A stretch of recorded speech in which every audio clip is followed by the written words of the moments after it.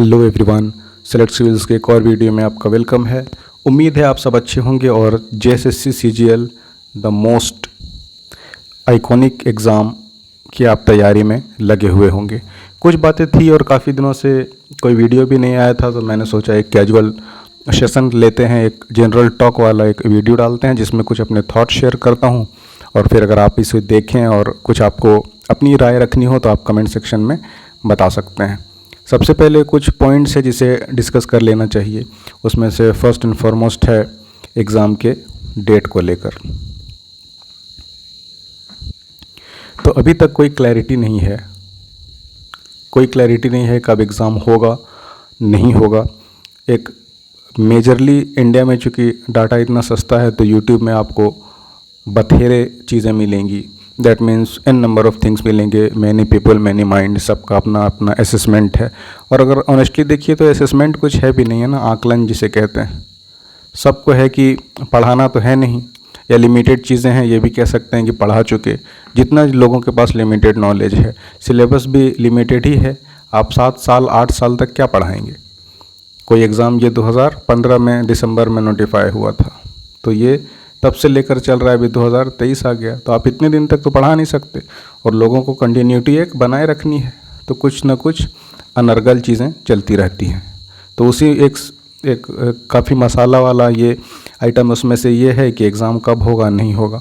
एक बड़ा तबका का कहना है, कोई एक्चुअली देखिए, जब तक आपके पास वेबसाइट जो ऑफिशियल है, वेबसाइट यानी कि वो तो सरकार का, यानी जो आयोग है उसका जो एक्चुअल जानकारी है जो लोगों को बताना है और जिसके अंडर कुछ चेंजेस हो सकते हैं, तो वो तो ऑफिशियल वेबसाइट में ही अपलोड होगा सबसे पहले। उसके पहले है कि उससे भी पहले लोग करने लगते हैं एक गली नुक्कड़ वाला पब्लिक ओपिनियन, है ना। एग्जिट पोल मैंने गलत कह दिया, एग्जिट पोल तो पोल के बाद होता है। पब्लिक ओपिनियन सिर्फ उसमें क्या होते हैं, नॉनसेंस टॉक्स। हर कोई पॉलिटिकल पंडित बना रहता है। तो वैसा ही सीन यहाँ पर फ़िलहाल चल रहा है कि एग्ज़ाम होगा नहीं होगा। तो इस पर हम बात कर लेते हैं, दोनों सिनेरियो को हम डिस्कस करते हैं वन बाय वन और देखते हैं कि हमारे बीच में एक क्या वे फॉरवर्ड, क्या एक रास्ता निकल कर आता है। तो सबसे पहले तो केस 1 देखती है। केस 1 इसमें ये मानते हैं अगर कि एग्ज़ाम कंडक्ट होना है, तो इसमें अगर आप मान रहे हैं कि कंडक्ट होना है एज़ पर शेड्यूल, है ना, जो कि आपका अक्टूबर 14-15 या मिड अक्टूबर कह लें यहाँ पर जो शेड्यूल्ड है आपका, तो यहाँ कंडक्ट होना है। तो आपके पास तो है ना वो लास्ट जो मोमेंट अभी है, तो उसके हिसाब से आपके पास किसी चीज़ की कोई फुर्सत या मोहलत होनी नहीं चाहिए कि आप सोचें, ओवर थिंकिंग करें कि क्या हो रहा है नहीं हो रहा है, कौन सी मूवी रिलीज़ की, जवान की कितनी कमाई हो गई, और दीपिका पादुकोण का आउटफिट किस कलर का है, कि आलिया भट्ट कितनी क्यूट लग रही है नई मूवी जिगरा के टीज़र में। ये आपका कहीं से भी आपको पता भी आइडियली नहीं होना चाहिए कि मार्केट में चल क्या रहा है। आपका फ्यू फ्रेंड्स में से कौन कौन होना चाहिए दोस्त में? Books, notes, revision, test series और इससे मिलते जुलते लोग।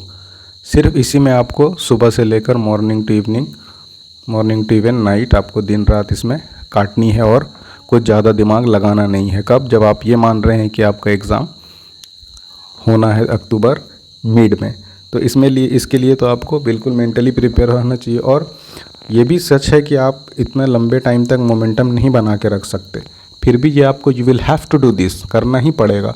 आप किसी चीज़ के इंतज़ार में इतने लंबे टाइम से हैं, तो अभी जो वेसिलेशन हो रहा है ना दिमाग में, जो कंस्ट्रेंट आ रहा है कि भाई होगा कि नहीं होगा कि क्या होगा, तो इसके चक्कर में पढ़ाई मत बर्बाद करिए। और सबसे पहले इम्पोर्टेंट ये मान के चलिए आप कि एग्ज़ाम होने जा रहा है। होगा नहीं होगा आप छोड़िए उसको। एक बिल्कुल सिंपल चीज़ है कि आदमी को कंट्रोलेबल, जिस चीज़ पर उसका कंट्रोल है उसके बारे में सोचना चाहिए। लेकिन फिर भी मतलब बहुत ना बोलने के लिए ही ये पॉइंट था कि इसमें क्या बोला जाए, लेकिन फिर भी हमने बहुत सारी बातें कर दी। अब दूसरा सिनेरियो आते हैं केस 2 के ऊपर। केस 2 में ये मान रहे हैं कि एग्ज़ाम आपका क्या होगा, पोस्ट पॉन्ड होगा, डेट यानी कि आगे चला जाएगा। अब इसमें देखिए कब जाएगा नहीं जाएगा, एग्जैक्ट क्या है नहीं है, तभी आपको पता चलेगा जब JSSC के ऑफिशियल वेबसाइट में कुछ चीज़ आएंगी। और उसमें क्या आता है, सबसे पहले जैसे मैंने कई बार आपको इशारे से समझाया भी है कि वो है अपरिहार्य कारण। तो ये जब तक अपरिहार्य कारण नहीं आ जाता तब तक आप ये मान के चलिए कि केस 1 के साथ आपको जाना है। अगर सपोज़ करिए कि ये नोटिस आ जाता है, जो कि मोस्ट प्रोबेबली बहुत संभावित है कि ये नोटिस आएगा ही आएगा। अगर ये नोटिस आ जाता है कि आपका JSSC CGL का जो आइकॉनिक एग्ज़ाम है फिर से अपरिहार्य कारण से बढ़ गया है, कितना बड़ा है, क्या बड़ा है, तो आपको ऑफिशियल वेबसाइट के बाद ही पता चलेगा। लेकिन अगर बढ़ता है तो आपको क्या करना है, कंटिन्यूटी कभी कहीं से भी आपको ब्रेक नहीं करनी है।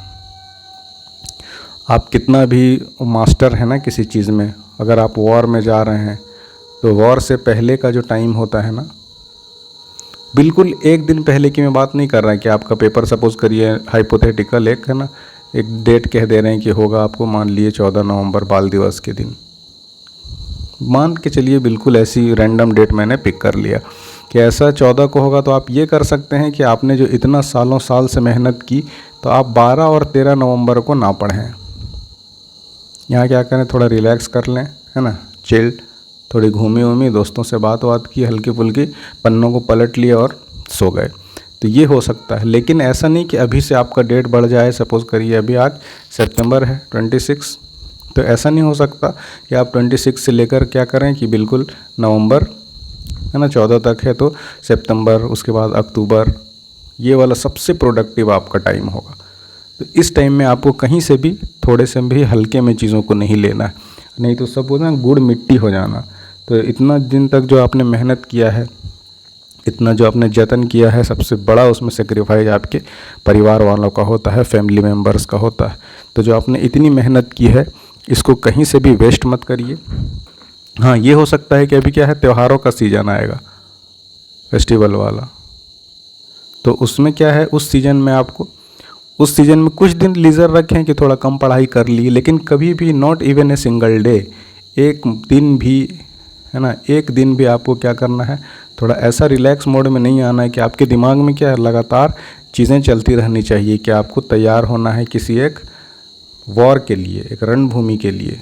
क्योंकि देख ही रहे हैं जॉब का क्या सिचुएशन है, सच्चाई क्या है, ये तो आपको जानना चाहिए कि जो होता है आजकल इतना कंपटीशन टफ हो गया है, इतना माहौल कॉम्पिटिटिव है कि बिना मेहनत के आप नहीं कर सकते। तो अगर डेट पोस्टपोन भी होता है, अगर इसको निचोड़े ना, क्रक्स अगर ढूंढें आप, क्योंकि बात करते रहेंगे तो बातें होती रहेंगी, तो इसको अगर आप क्रक्स निकालें, तो अगर आपको लग रहा है कि एग्ज़ाम लग रहा है कि अगर वेबसाइट में अपलोड भी हो जाए कि डेट बढ़ा है, तो अगर अभी आपने इंटेंसिटी ऐसे ग्राफ चलता है ना जैसे जैसे एग्ज़ाम आता है, और फिर कुछ दिन ऐसे फ्लैट चलता है, ऐसे फिर डिक्रीज होता है। नॉर्मली आप एग्ज़ाम को यहाँ अगर पॉइंट करिए, मैप करिए, तो एग्ज़ाम आते आते ऐसा हो जाता है और फिर ये ऐसे होके एग्ज़ाम तक आदमी पहुँचता है। इतना सिंपल कर्व भी नहीं है, लेकिन फिर भी अगर यहाँ एग्ज़ाम है और ये पोस्टपोन्ड अगर होता है कहीं ऐसा,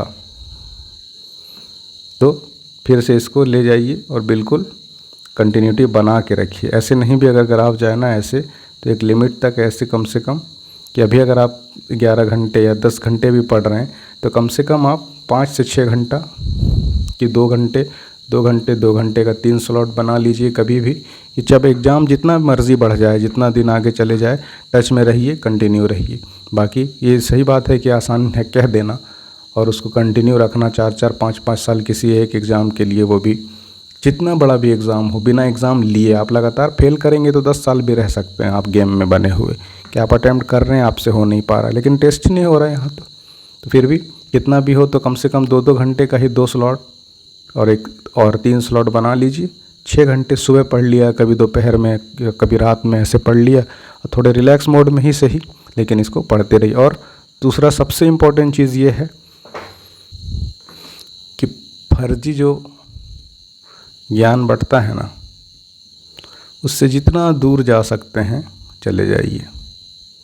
फर्जी ज्ञान में क्या हो गया, ये देखिए 11 JPSC का ये रहा तारीख, है ना, ये देखिए कि ये होगा एग्ज़ाम, ये देखिए कब हो रहा है। तो इस तरह का एकदम क्लिक बेट वाला थंबनेल, फ्री का इंटरनेट है, तो इससे दूर रहिए। जितना दूरी बना लीजिएगा आपके लिए उतना अच्छा है, नहीं तो सिर्फ़ और सिर्फ पछतावा के अलावा कुछ नहीं होगा। ये बहुत ज़रूरी लास्ट पॉइंट था और सबसे इम्पॉर्टेंट था, इसीलिए मैंने लास्ट में रखा। तो आप इसको ध्यान दीजिए और बस अपनी पढ़ाई को कंटिन्यू रखिए। लास्ट टाइम में मन छोटा करके कोई फ़ायदा नहीं है। जो आयोग करती है उसे करने दीजिए, आप अपना काम करिए। बाकी मैं काम कर ही रहा हूँ 11 JPSC के लिए झारखंड के इंग्लिश मीडियम नोट्स वोट्स पर, और टाइम टू टाइम मैं अपलोड करता रहूँगा। और मिलते हैं आपसे फिर किसी दिन। Thanks for watching.